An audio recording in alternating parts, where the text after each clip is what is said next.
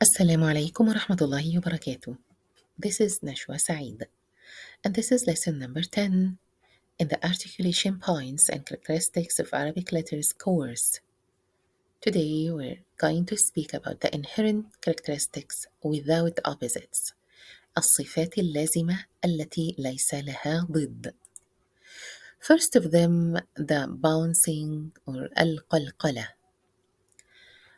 القلقلة is the forceful release of the blockage in the makhraj of a vowel strength letter creates a pronounced accent in its sound, which is characterized by a shaking or bouncing effect. For example, the vowel قاف in اقرأ, vowel باء in يبسط, vowel جيم in تجري, vowel طاء in نطوي, vowels dal in يدخل. قلقلة letters are five. The vowels قاف, طا, با, جيم, and dal, which can be remembered with the phrase قطب جد. When pronouncing the qalqala, it is important to avoid letting the bouncing sound shift or blend with the vowel sounds فتحة, ضمة, or كسرة, as the qalqala letter is a vowelless consonant without an inherent vowel. For example, we mustn't say when stopping at a word like المعارج in ذي المعارج, we don't have to say it ذي المعارج or ذي المعارج or ذي المعارج like a part of fatha or kasra or dhamma.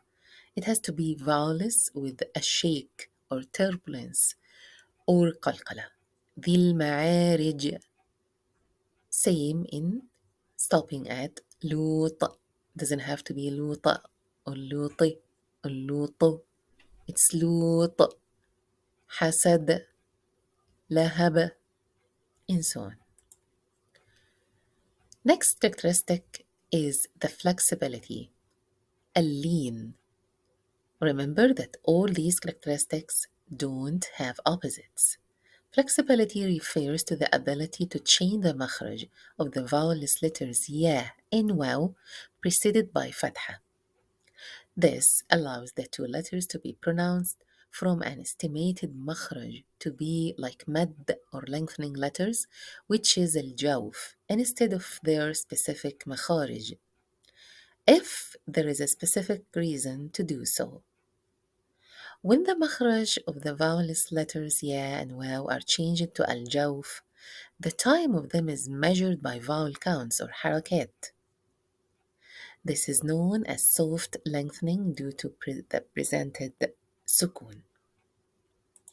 For example, when stopping at خوف, خير, طير, نوم, the second last letters ya and waw in these words should be lengthened by 2, 4, or 6 harakat due to the flexibility in them.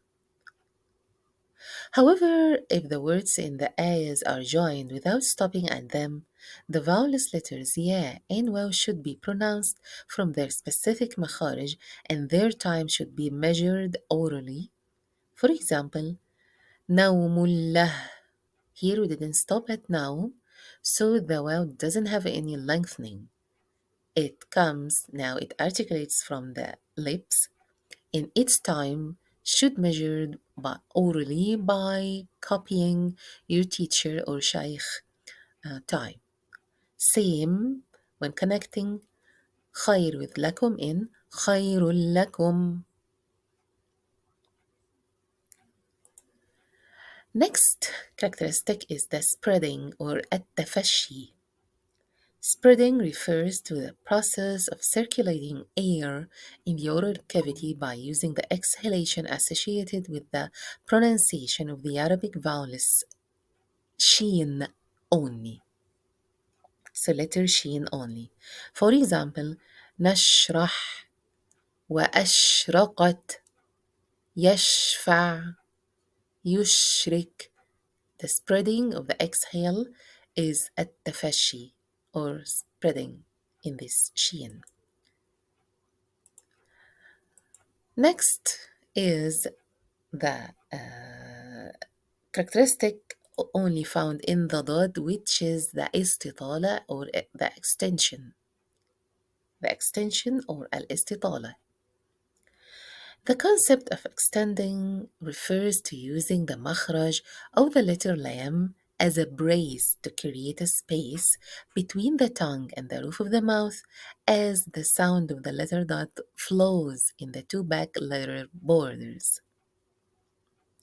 This technique is similar to a bar player who uses their hands as a brace to help them perform different moves with their body. So when extending the makhraj of the dod, both the lateral borders, front ones and back ones, are up against the gums of the teeth and molars in the upper jaw, even though the contact and flow of the sound is only in the two back borders. As you know, the dod makhraj from before, the dod articulate from the two back lateral borders. But we still need to raise the two front ones as a brace to be able to pronounce the dod, which is the istitala or extending. Next is the deviation, drifting, or al-inhiraf. Deviation refers to the sound produced by a letter when its airflow moves from its point of blockage to its point of flow. This phenomenon is observed in the Arabic letters lam and ra. In the case of the lam, the sound deviates from the two front edges of the tongue to the two back edges, as you can see in the picture. So the sound of the lam deviates from the two front lateral borders or edges to the two back ones. With the ra, the sound deviates from the two sides of the tip of the tongue to the middle of the tip of the tongue. As you can see, the ra articulates from the two sides of the tip of the tongue, while its sound deviates to flow through the middle of the tongue. Next characteristic is the repetition or at-takrir. Repetition refers to the tendency of the tip of the tongue in the makhraj of the letter ra only to return to its original position after each trill, like saying r. If this trill is continuous, this can result in multiple ra sounds being produced, which is known as repetition. The letter Ra is characterized by its potential for repetition, which serves as a warning against excessive trilling that can result in multiple incorrect Ra sounds. So, this characteristic we know to avoid, not to apply. The only one we know to avoid. So, we don't have to pronounce the vowel Ra like saying R.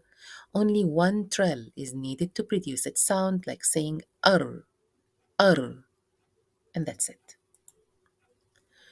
However, it's important to note that repetition means doing something several times, so the single trill that is essential for articulating the ra is not considered repetition. For example, the vowel is ras in أربابة, only one trill, not أربابة. ترجون يرسل يربو وانحر. Next characteristic is the whistle or as-safir.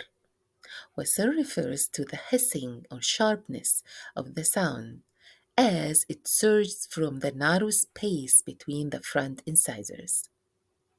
When pronouncing whistle vowels like sod, sin, and za, the reciter shouldn't interfere with this characteristic. The reciter actually just collides in their articulation points without doing anything else. Instead, they should focus on hitting the correct makhraj to ensure that the letter is pronounced accurately. It's important to note that the whistle characteristic is crucial for distinguishing between similar sounding letters, such as ذال and ذا. ذا is a whistle letter.